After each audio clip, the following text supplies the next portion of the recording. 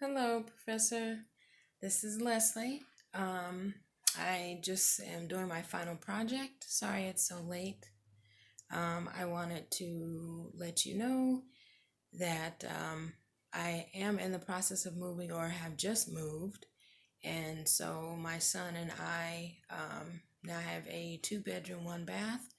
And so it is not fully done yet. We just moved in on the 9th. And so between working, the coronavirus, as you know, and the pandemic.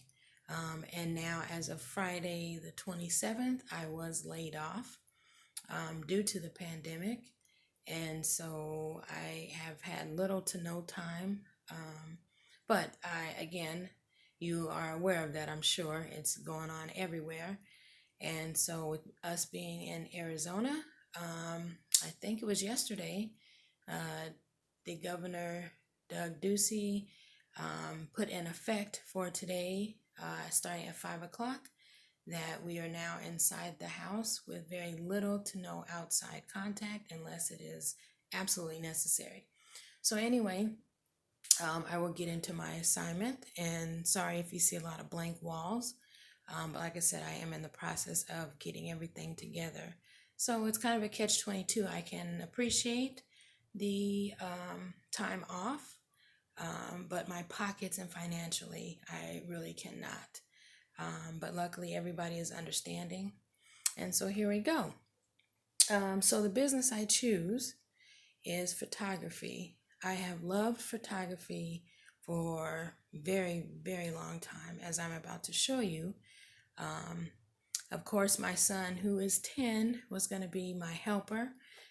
But since it is so late and he is still in school, of course, not leaving the house, he does online schooling now due to the pandemic. So he was going to be my helper, and so he is now asleep. But I will go on without him to finish my project. So again, I wanted to, my business would be photography. And I will show you around what I have just to show you how long I've been just not necessarily, you know, taking the pictures, but having pictures done all the time of my son. So let me turn that camera around to show you. 1 second. If I can, I hope I can. I'm new to this, but anyway, so here it is, some of the pictures I hope you can see. They're not up on the wall yet. Um, you may see a little bit of cost of materials, cost of labor, overhead, and total cost. That's what I would look at when opening up my photography business. I hope you can see just the amount of pictures I have. I see you see my son right there. That's one of them. One, I only have one son, but that's one picture of him. But there are many, many. And I'm showing you a cute baby picture of him.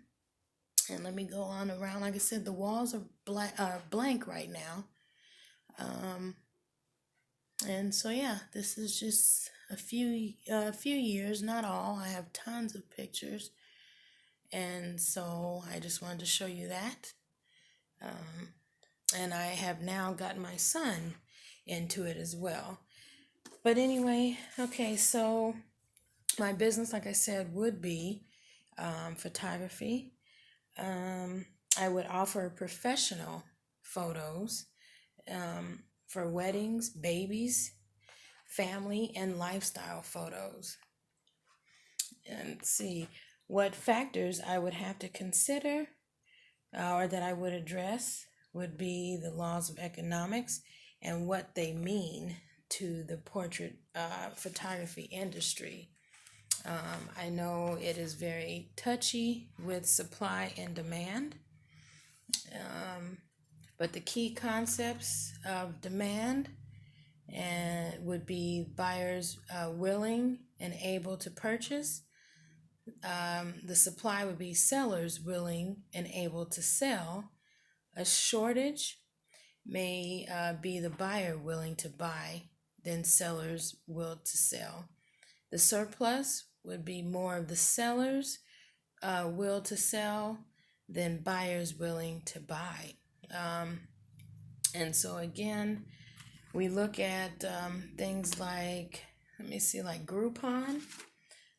In the last 10 years, there is an oversupply or surplus in the market of photography. Some factors might be, or that I would call would be the Groupon effect. We all know when Groupon runs a sale on photos, or anything for that matter, there's always a coupon. And so, for example, if 150 buyers in the market for photography, if the price is $50, but if Groupon ran the same deal for that, it would be an influx. And so I would definitely stay away from the Groupon effect. My outlook is that there will be a surplus for a very, very long time into the future. Photography has an ever decreasing barriers to entry, the threshold, with lower prices on great cameras and no licensing on education. This is why it's so easy to get into the photography business. You don't need a license for that, and very little schooling. It really comes at hands-on experience. My economic resources would be like photo podcast, could help with learning and knowledge. My peers. I would also want to have a heads up on coincidence indicators, which would include things like the GDP, which is the gross domestic product, employment levels, and retail sales. This would show the activity of a particular area or region, which would be important, right? I would need to know where the market is. Also would want to know about the lagging indicators. And with the lagging indicators, this is such as gross national product, which is the GNP, the CPI, unemployment rate, and interest rate. When it comes to my planning for my photography business, the best investors or business savvy people use many economic indicators, and combined with that would get you the best profit is when you look at all the indicators. All economic indicators are important.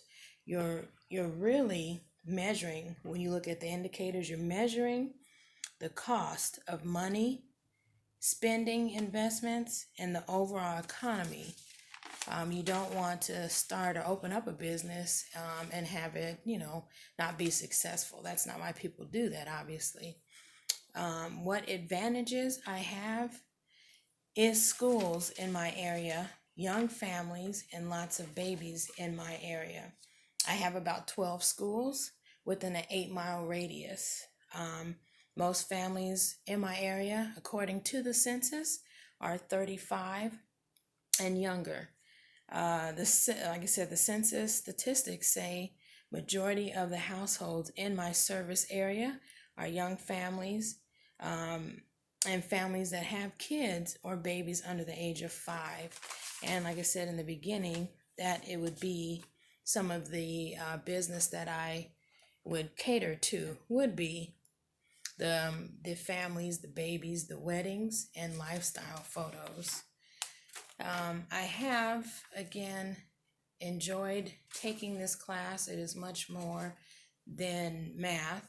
It almost has kind of nothing to do with math on the economic aspect of it. And so again, Thank you so much, and I hope you have enjoyed this video.